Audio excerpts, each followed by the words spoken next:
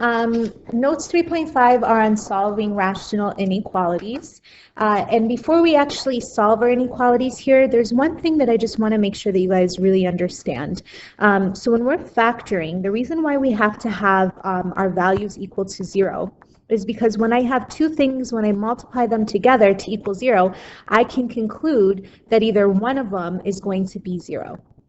However, if I have two things to multiply together to give me any other value, for example, let's say 7, I really can't make any conclusion because A could be any real number and B could also be any real number, because remember, we can have fractions or decimals, and so I could say A is like 1/7 and B could be 49. I mean, I've got a lot of different options. I've got infinite options for what A and B are. So this is why we set it equal to 0. This is why we factor and set it equal to 0, okay? But when we have rational types of expressions, if I have A times B over C equals 0, okay, that means that A times B would have to be 0. So A would equal 0 or B equals 0. But the C right here is a critical point still, because this C throws all of my behavior off right here. So like, for example, if I wanted it to be greater than 0, this C value right here is going to affect the sign of my value here. So if this C is positive, it will keep the sign of my numerator. If this C is negative, it will change the sign of my numerator. So when we have rational inequalities, we need to find all of our critical points, because these critical points are going to tell us where my function or my inequality or whatever it is I'm looking at is going to change from being positive to being negative. Just like we did with our polynomials, except this time we have to look at our numerator and our denominator, okay? Apply that information to question number 1. Number 1 asks us to solve the following inequality. So in order to be able to do this, I want to have a 0 on this side over here. So I'm going to subtract the 8 over x. So I get x minus 2 minus 8 over x is less than 0, okay? So that's my first step to get to having it look like this. However, I need it to be one big fraction. So what I'm going to do is I'm going to find the common denominator. And my common denominator is going to be x. So I'm going to multiply this first term by x over x to get a denominator of x, as well as the second term, and I can leave my last term exactly how it is. So this ends up becoming x squared minus 2x minus 8, and they all have the same denominator of x. So I'm going to leave it like this. Now, I don't want to multiply by x on this side, because then I'm getting rid of the possible critical point of 0 right here. So this critical point, this undefined point right here, is still really important. I can't ignore it. So I'm going to go ahead and factor this, because I want to know what all my different factors are going to be right here. So it's x minus 4 times x plus 2 over x is less than 0. So that gives me 3 critical points. My 3 critical points are x equals 4 right here, x equals negative 2, and those are our zeros. And then we also have x equals 0, which is our, it would be like an asymptote right here, okay? So now that I've identified all of my critical points, what I'm going to do is graph this on a number line, because the solution set to an inequality will always be on a number line. So when I draw my number line out, it's going to look as follows right here. So my number line is going to be right here, and I'm going to go from my smallest critical point to my largest critical point. So I'm going to go from negative 2 right here, and I'll actually move this over a little bit so we have a little bit more room. Negative 2, and then here's negative 1. We've got 0. And then we also have 4. So those are my critical points, okay? So again, I labeled all 3 of my critical points, and I'm going to separate my number line into 3 different sections to help me figure out what happens in each one of these sections, okay? So for the first section right here, what I'm going to do is I'm going to plug in a value and evaluate it and see what I end up getting. Am I going to get a positive or a negative value? Just like we did with our polynomial functions and our polynomial inequalities. But we want to make things easy on ourselves. We don't want to make things difficult. So let's use this expression right here, the expression on the left side, use it in our inequality to help us figure out whether this expression on the left side is going to be positive or negative. So let's try a value that's less than -2. So let's try like -3, for example, okay? So if I were to plug in -3 into x minus 4, -3 minus 4 is -7, so it's a negative value, okay? -3 plus 2 is -1, so it's another negative value. And then -3, when I plug it in right here, will still be another negative value. So negative times negative is positive, and then positive divided by negative is negative. So I know in this area right here, I'm going to have a negative value. All right, let's try it. Let's test another value here. So inside of here, let's try -1. So if I were to take -1 right here and plug it in for x right here, I would get -1 minus 4, which is the -5. So I get a negative value here. -1 plus 2 is positive. And then -1 in my denominator is negative.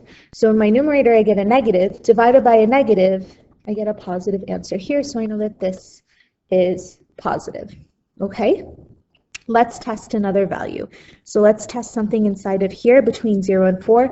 Let's try 2. So when I take 2 and I plug it in here, 2 minus 4 is a negative value. 2 plus 2 is a positive value, and then divide it by a positive. A negative times a positive is a negative. A negative divided by a positive is a negative. So I know here I'll have a negative value between 0 and 4.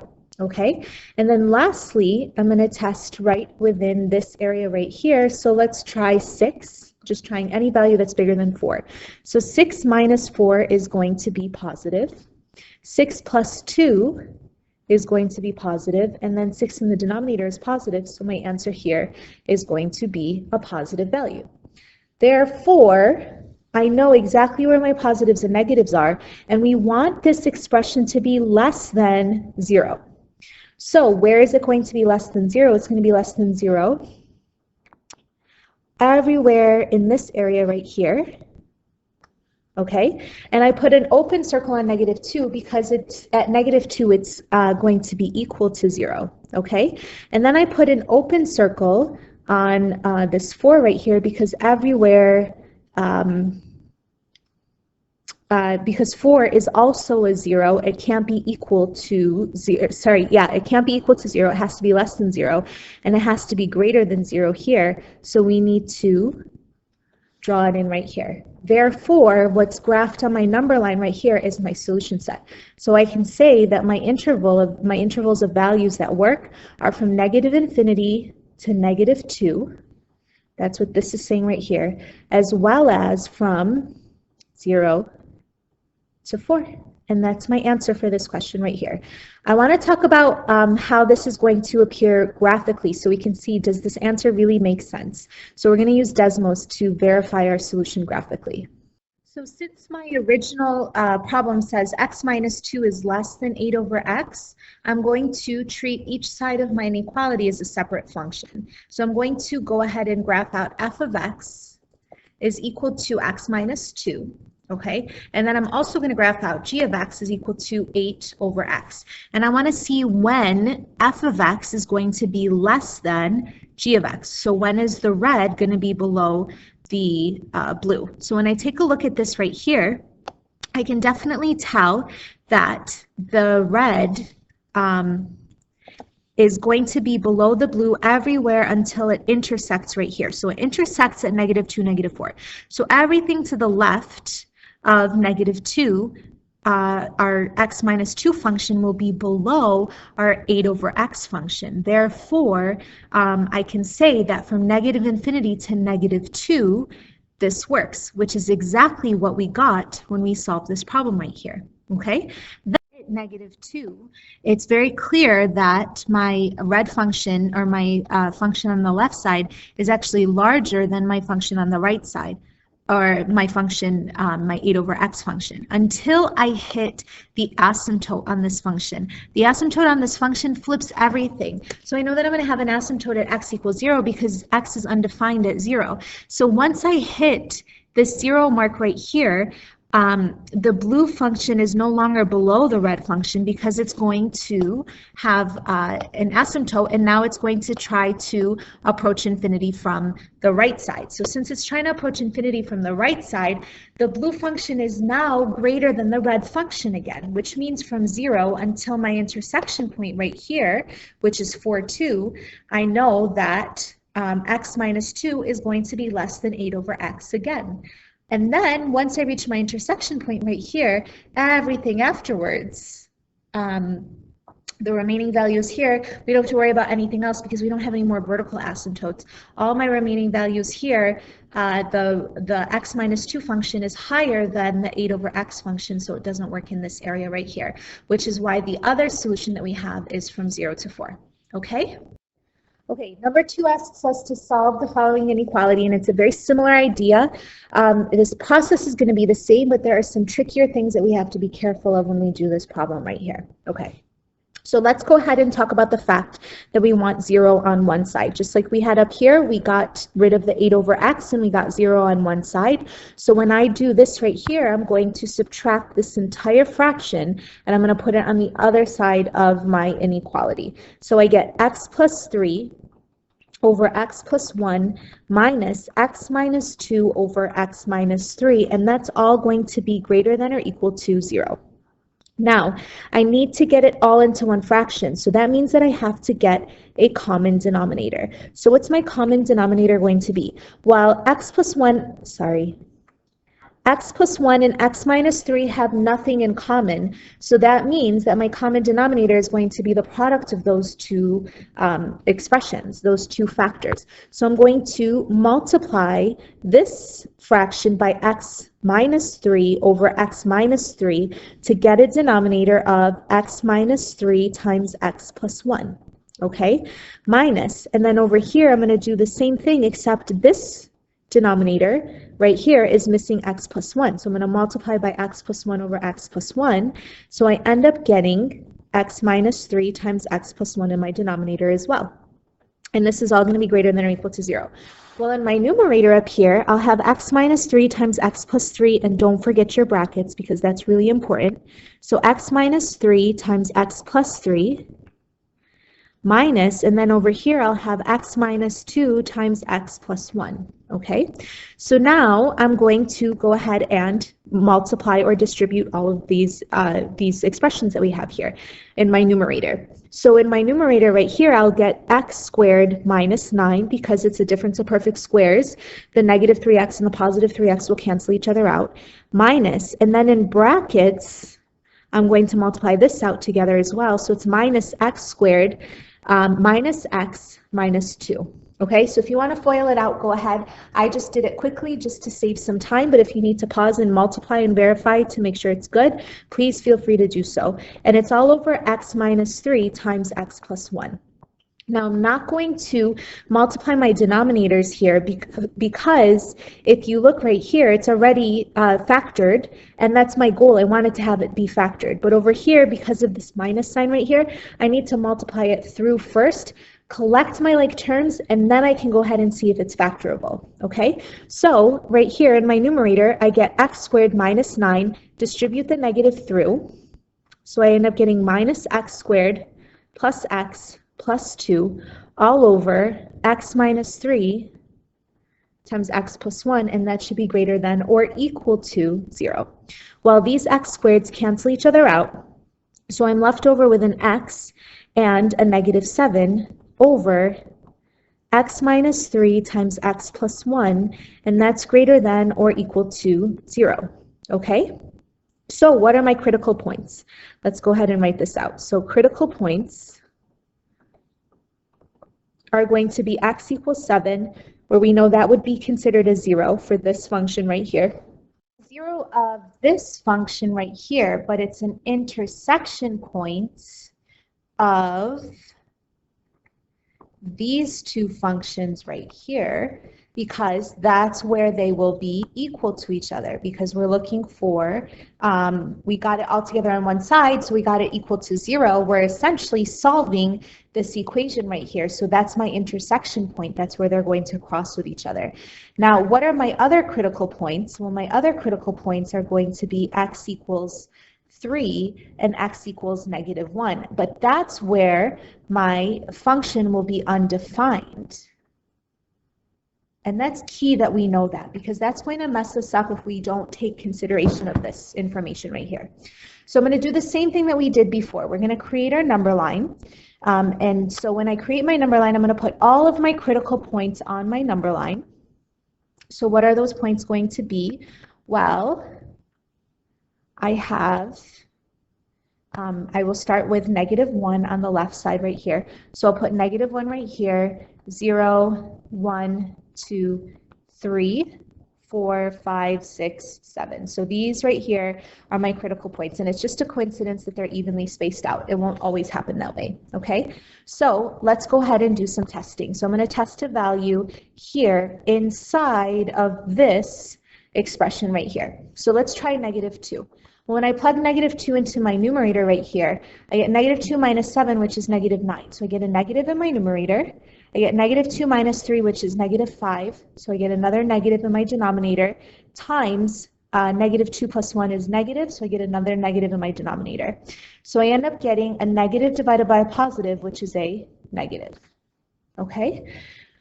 Let's test another value. So here, let's go ahead and test 0, because 0 is nice and easy to test. So my numerator, when I plug 0 in here, I'll get a negative value. When I plug 0 into x minus 3, I get a negative value. And when I plug 0 into x plus 1, I get a positive value. So I get a negative over a negative, which is a positive. So I can say this section right here is positive, okay? In the next section, let's test another number. So let's go ahead and test 5. Okay, so if I were to test 5 right here, when I do 5 minus 7 in my numerator, this gives me a negative value. When I do 5 minus 3 in my denominator, I get a positive value. And then when I do 5 plus 1, I get another positive. So a negative over a positive is a negative. Okay, and then right here, let's test another value over here. So let's go ahead and test 8. So I'll put an 8 right here. Sorry, we forgot to put that this section is negative. So when I test 8 right here, 8 minus 7 in my numerator is positive. 8 minus 3 in my denominator is positive. 8 plus 1 in my denominator is positive. So all of these give me a positive value right here. Okay, so now that I've done that, I want to go back and I want to look at what's going to work. So I'm looking for all the values that are going to be greater than or equal to 0. So I'm not even going to worry about this section right here because these values are negative. If it's positive, it's greater than or equal to 0. So I know that I can shade in this section right here. But the question is, can I shade in the circle in my -1? Can x be equal to -1? Here it says that it's allowed to have it to be equal to 0. However, if I plug in -1 right here, I'm going to get an undefined answer. If I plug -1 into my original function here, I'm going to get an undefined answer in this denominator over here. So it can't be equal to -1. Okay, can it be equal to 3? Well, if I take a look at what I have here for my critical points here, this 3 is also undefined. I can't have a 3 in my denominator here, and I definitely can't have a 3 in the original inequality. So 3 will not work as well. So we have open circles on those, even though this is greater than or equal to 0. Okay? Now, again, in this section here, it's negative, so that's not greater than or equal to 0, so I'm not even going to bother with this section right here. And then in this section right here, it's positive. So I know for a fact that I can shade in this area right here, and it's going to keep on going forever. However, does the 7 work? Can I have 7 here? Well, it can be equal to 0. So if I plug 7 in my numerator, I'm going to get 7 minus 7, which is 0. I'm allowed to divide 0 by any number. So 7 is allowed as a possibility because it's not undefined at 7. So we have a closed circle at 7 because 7 will work. Hopefully that makes sense to you. If not, rewind this last piece to make sure you get what I'm talking about, because it's really important to know when it's equal and when it's not going to be equal. So now we have our graph of our inequality right here, and we can use that to find our interval for our solution set. So our interval is going to be from -1 to 3, not including -1 or 3, combined with 7, and I'm going to include 7 because it's possible that it's 7, to infinity. And this is my solution set in interval notation. I just want to verify this graphically, and then we will be good to go. Okay, so just like we did before, we're going to set f of x to the left side of my inequality and g of x to the right side of my inequality. So I'm going to say that f of x is equal to x plus 3 over x plus 1. And then I'm also going to say that g of x is equal to x minus 2 over x minus 3. And one thing that I want us to be aware of is the fact that this function right here is going to have a vertical asymptote at x equals -1. Okay, so if you look right here, we have a vertical asymptote for a purple function at x equals -1. And this function has an asymptote at x equals 3. So the orange function will have an asymptote at x equals 3. So I want to know, where is my x plus 3 over x plus 1 going to be greater than or equal to x minus 2 over x minus 3.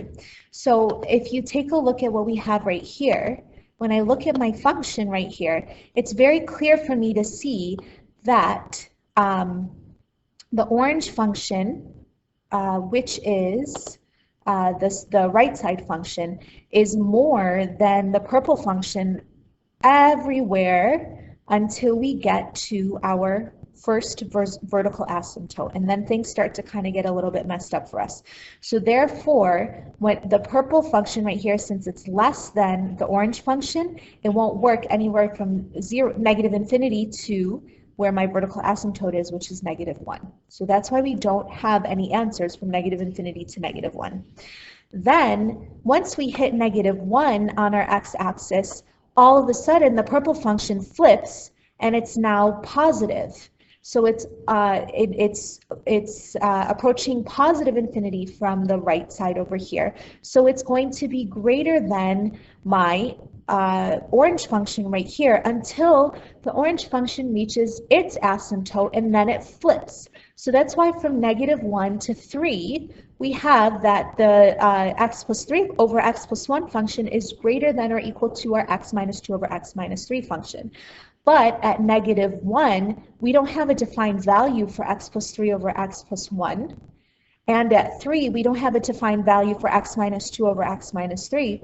So that's why it's not including -1 and 3. That's the graphical explanation for why it doesn't include that.